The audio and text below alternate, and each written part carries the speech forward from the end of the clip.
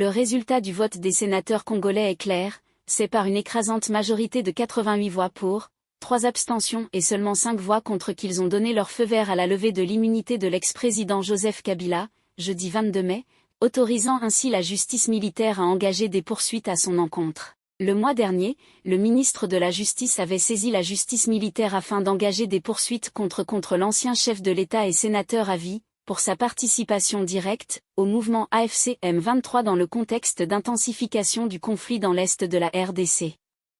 Le procureur général de l'armée congolaise avait alors déposé une requête auprès du Sénat pour réclamer la levée de son immunité, l'accusant de trahison, crime de guerre, crime contre l'humanité et participation à un mouvement insurrectionnel.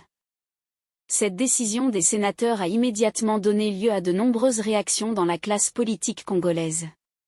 Du côté de l'UDPS, si le sénateur Jules Loditien a précisé qu'elle n'est pas un gage de culpabilité de Joseph Kabila, son collègue Jean Tshisekedi s'en réjouit, considérant qu'il s'agit d'une mesure historique. Au premier qui rappelle que l'ancien président n'est pas condamné et qu'il jouit de la présomption d'innocence, tout en précisant qu'aucun Congolais n'est au-dessus des lois, le second répond que les faits reprochés à Joseph Kabila sont très dangereux pour notre nation, avant d'ajouter « ils touchent au cœur tout Congolais ».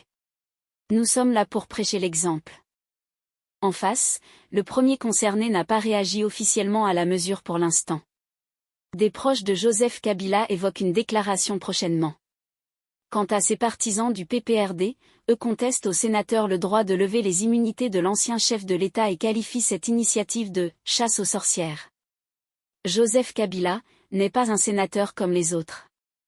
En tant qu'ancien chef de l'État, il bénéficie d'un régime spécial, un régime pénal. C'est au Congrès d'examiner l'opportunité de poursuite à son encontre, estime ainsi Ferdinand Cambert, le porte-parole du PPRD. Merci de suivre Africa is Wealth. N'oubliez pas de vous abonner. Nous vous donnons rendez-vous pour de nouvelles actualités.